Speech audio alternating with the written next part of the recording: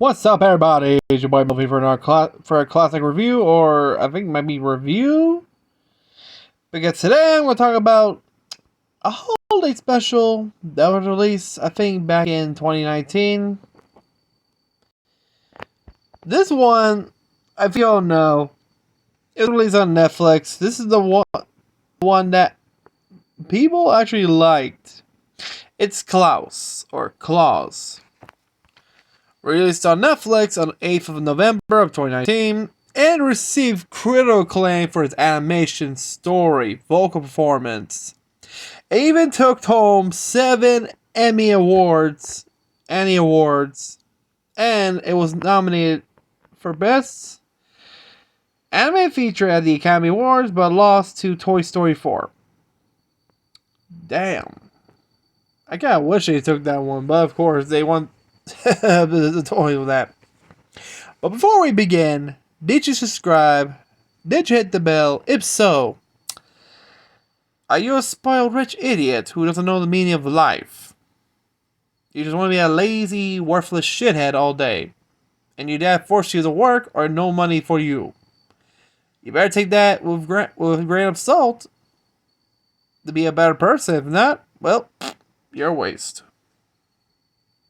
So yeah, Klaus is a 2019 Spanish-American animated Christmas film written and directed by Sergio Pablos and his directorial debut. Produced by his company, Sergio Pablos Animation Studios, and distributed by Netflix, co-written by Zach Lewis and Jim Mahoney, and co-directed by Carlos Martinez Lopez. The traditional animated film stars the voices of Jason Schwartzman, J.K. Simmons, Rashida Jones, Will Sasso, Neda Magref Lava, Sergio Pablos in a dual role, Norm MacDonald in his final film role released in his lifetime, which fortunately he passed away during that time, but I don't know, this is his final role, so I don't know if he passed away or he's still alive. I gotta check. And John Cusack, which of course serving as an alternate or origin story of Santa Claus, independent from the historical St. Nicholas of Myra, and using a fictional 19th century setting. The plot revolves around a postman stationed on an island town in the far north who befriends a reclusive toy maker who is Klaus. Which I recall, this film was released on 8th of November of that year, and became a massive success, earning 7 Annie Awards, including Best Animated Feature, and won the Best Animated Film at the 73rd British Academy Film Awards. It was nominated in the 92nd Academy Award back in that year as well, but fortunately lost to and became the first animated film from Netflix to be nominated for an Academy Award, but lost to Toy Story, which also starred John Cusack. Ain't that a pity? And let's talk about we got the voice cast. We have Jason Schwartzman as Jesper Johansson, a postman who befriends Klaus and brings much needed happiness to the Smerenberg while getting accustomed to a life outside his comfort zone, aka his lazy rich life. I'll explain the whole thing. We have J.K. Simmons as Klaus, Santa Claus. Initially a reclusive large woodmaker who makes toys, Simmons also provides the uncredited voice of the drill sarge, the assistant head of Johansson family's postal department, who works under the Royal Postmaster General, his dad, who's the Postmaster General.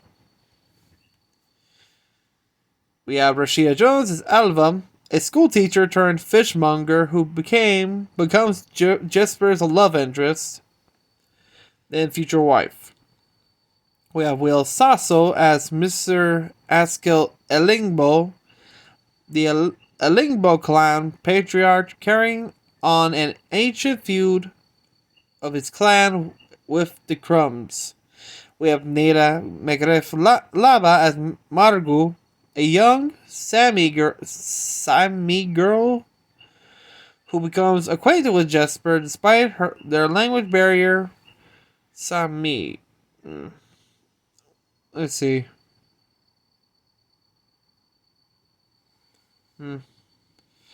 We have Sergio Pablos as Olaf Krum, Mr. Krum's imposing son, who does not speak but communicates using inhumane sounds, mostly grunts and everything. He also does Pumpkin Ellingbo, Mr. Ellingbo's pampered and imposing daughter, who only word is mine, except when she says right when Mr. Axel Ellingbo plots to have Jesper and Klaus eliminated. If you didn't know, those two actually get married, which ended the feud in the end. We have Norm MacDonald as Morgans, the sarcastic ferryman of Simrigburg, who enjoys humor that comes at others' expense. We have Joan Cusack as Mrs. Tammy Crumb, the Crumb family matriarch, carrying on the ancient feud of her clan against the Ellingbos. We have Alex Sanderson and Sarah Magriff Oskel as the adult Sammy voices. We have Sam McCurry as the Postmaster General, uncredited, aka Jasper's father and the headmaster of the Royal Post Academy, who sends Jasper to Sernberg. Additional children voice provided by Evan Agos, Sky Alexis, Jaden Bettencourt, Teddy Blum, Mila Brenner, Sydney Brower, Finn Carr, Kendall Joy Hall, Haley Hermita, Lexi Holland, Brooke Huckeba, Matthew McCann, Tucker Meek, Leo Miller, Joaquin Obrados, Victor Pablos, Lucian Perez, Bailey Ray Fenderson, Maximus Rigel, Emma Shannon, Aiden Soria, Sunday Sturts, Hudson West, Gordon Wilcox, Emma Yorovinsky, and Julian Zane. Additional adult voices provided by Brad Abro, Catherine Cavadini, Bill Chott, Daniel Crook, Brent Feeney, Stephen Hughes, Neil Kaplan, Sam McCurry, Amanda Philipson, Alison Reed, Dee Dee Richer, Dwight Schultz, Lloyd Sher, Helen Slayton Hughes, and Travis Willingham. Whew. That's a lot of names. No wonder it won good awards. But yeah.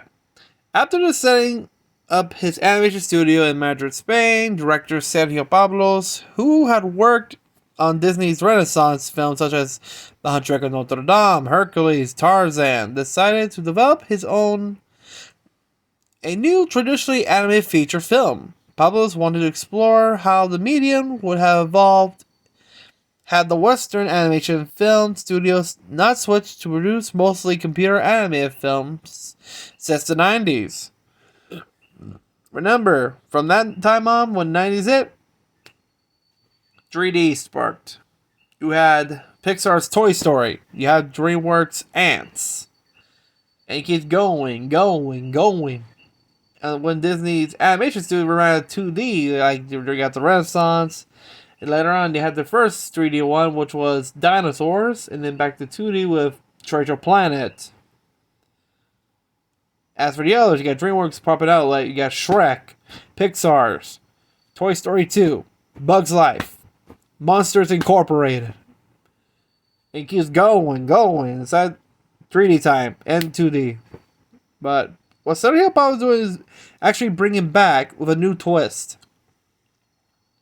For the film's look, the studio sought to overcome some of the technical limitation that traditional animation had, focusing on organic and volumetric lighting and texturing to give the film a unique look while maintaining a handcrafted feel. Proprietary tools from Les Films du Poisson Rouge, a French company in Angoulême, were used to allow the team to produce a variety of visual development styles, which, with the aim of getting away from standardized style of character looking like stickers, put on a painted background. Fellow Disney animator James Baxter, known for Beauty and the Beast, also worked on the film. The first teaser for the project was released in April of 2012. At the time, the studio was seeking investments, co-production, and distribution partners. It was shopped around various studios, but most studios rejected the movie, viewing it as too risky. Yeah. And look what happened. Netflix wins 7 Annie Awards, and you guys what? Too risky? Yeah. And look how it became a success. Just like Guillermo del Toro's Pinocchio. Look at that. It gave Disney a slap in the face. But back to Klaus here. In November 2017, Netflix announced they had acquired the global rights to Klaus. At the same time, the casting of Schwartzman, Jones, Simmons, and Cusack was announced, along with the Christmas 2019 release date. In March of 2019, it was reported that Netflix was planning an Oscar-qualifying run for Klaus in theaters. It was listed as one of the 10 films Netflix was negotiating with chains to give a limited release prior to their online debut that August. The film's release date was announced alongside the debut of an official trailer on October 7th of that year. The film was dedicated to animators and scene checker Mary Letcher, who died on June 2nd of 2019 of cancer. She had worked on Klaus as well as other anime features such as Beauty and the Beast and The Lion King. Rest in peace. Pablo said Sierenberg is a deliberate misspelling of Sierenberg, a former Dutch and Norwegian whaling station in the Arctic archipelago of Svalbard.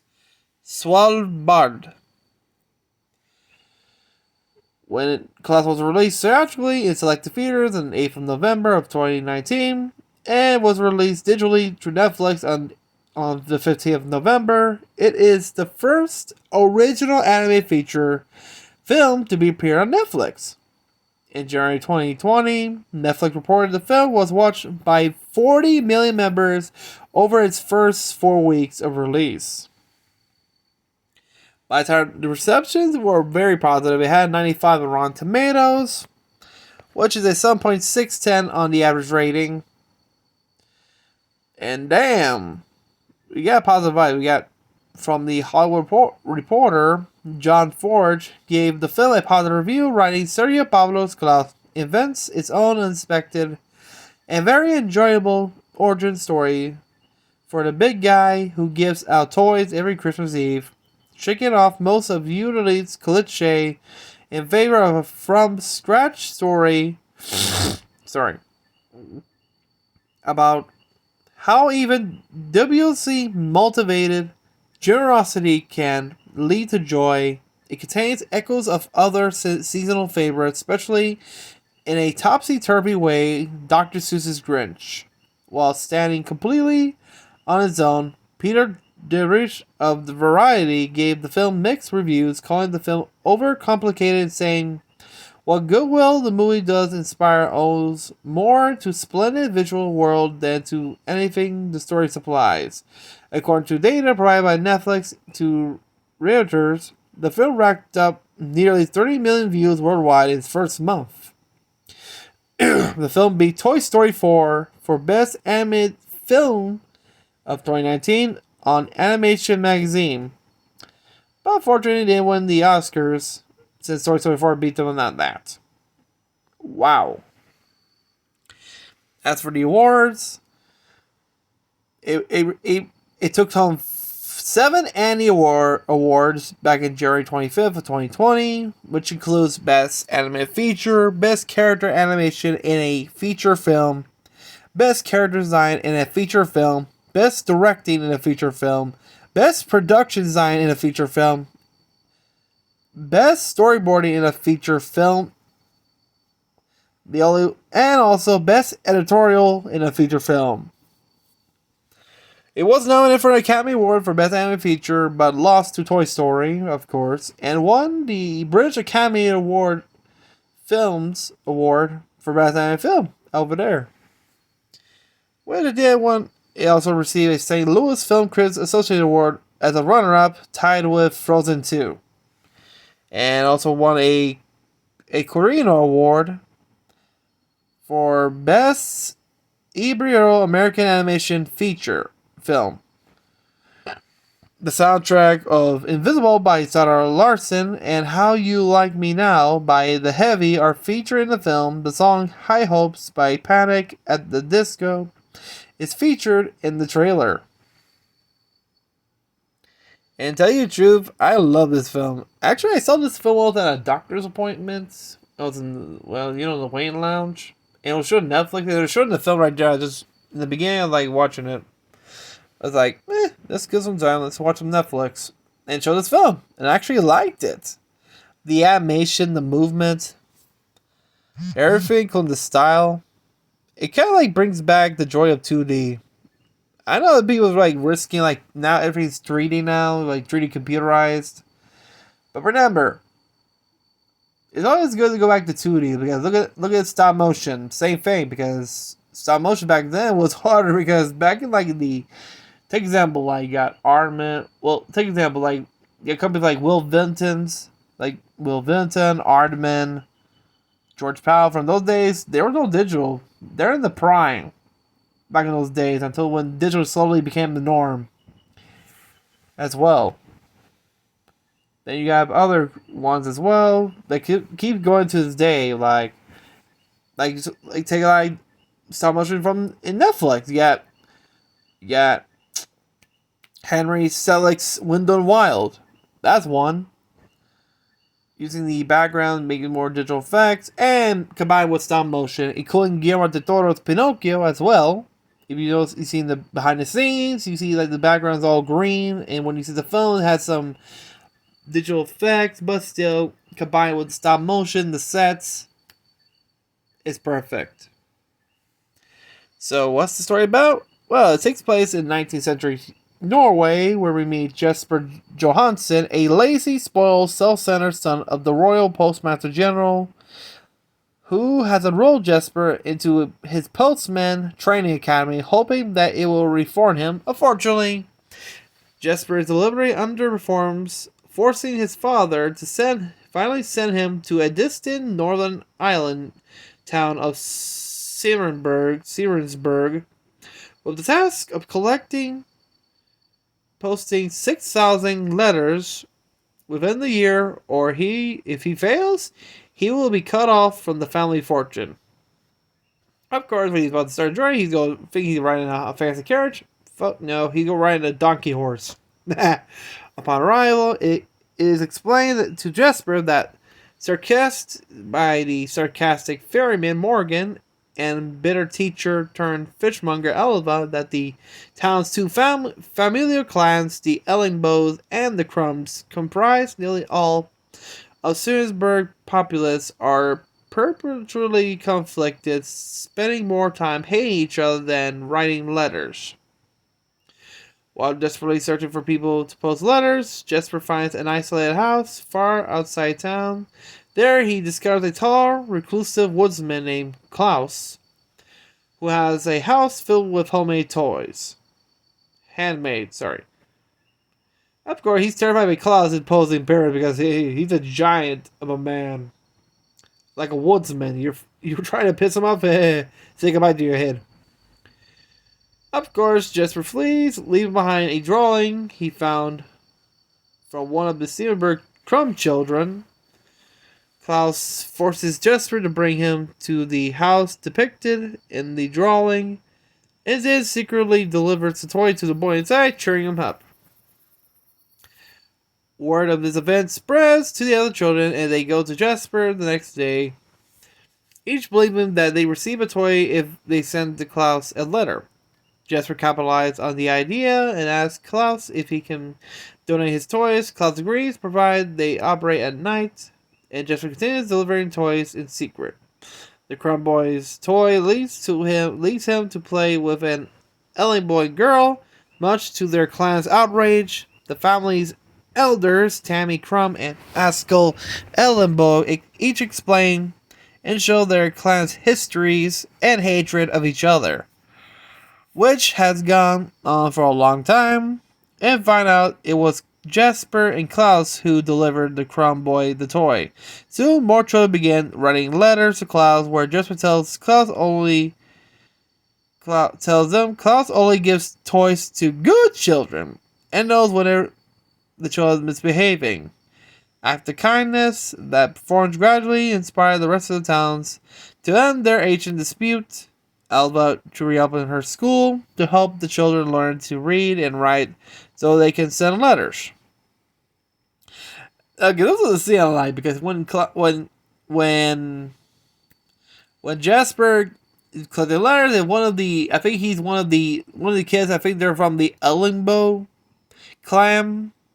Was about to throw a snowball at him that he never received a toy because he's been naughty, and of course, Jasper threatens him to dare him to throw a snowball at him so he will get nothing. Of course, he didn't do it and ran off. It's like, that's what I thought. It's actually pretty funny. Eventually, Jesper and Klaus beginning running out of toys. With Jesper's deadline approaching, he tries to persuade Klaus to make more toys for Christmas. Klaus initially refuses, but then works with Jesper to build a sled for a small girl named Margot who lives in an isolated settlement with her people. Klaus finally tells Jesper about his wife, Lydia.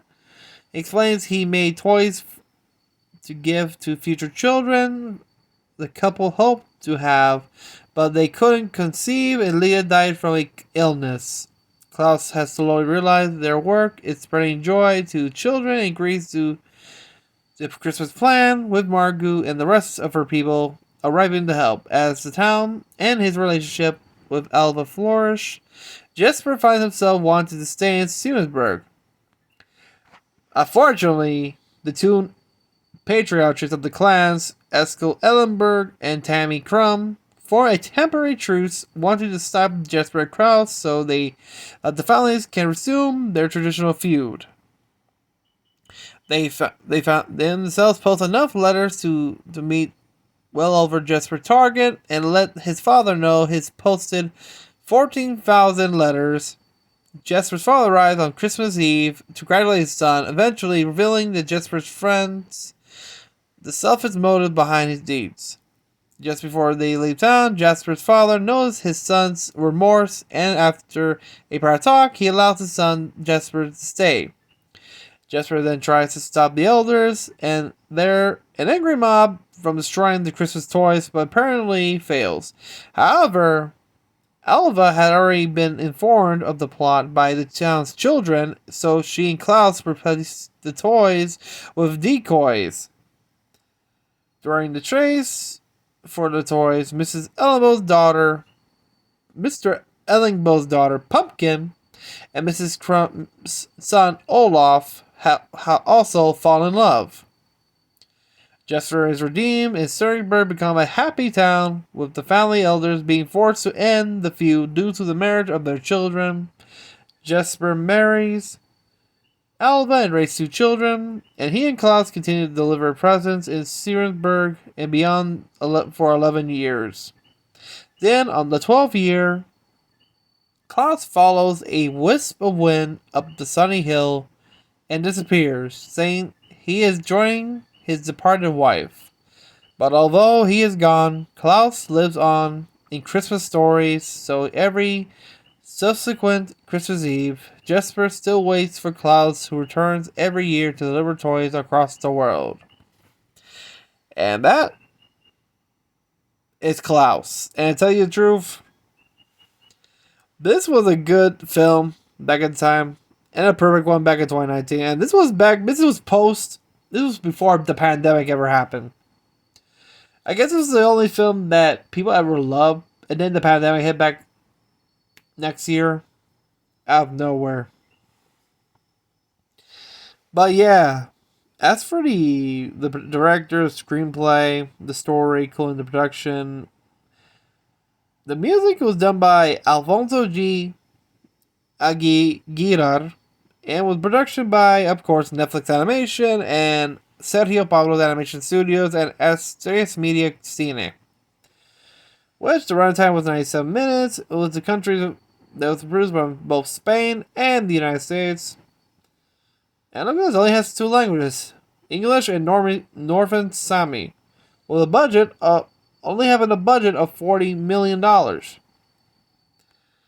Which, to tell you the truth, this film did earn its 7 Annie Awards as a nomination. But yeah, let me know what you think of Klaus or Klaus. Have you seen this when it released on Netflix, or you one of the lucky few who've seen it in select theaters when it came out on November 8th? Let me know what you think of Klaus, and did you like it? What was your favorite part? Did you like the animation? Did it remind you of the good old days of 2D animation, including the way, the style, and everything? But yeah, if you're new to the channel, remember to like, subscribe, hit the bell so you don't miss any of our great content. And I'll see you next time.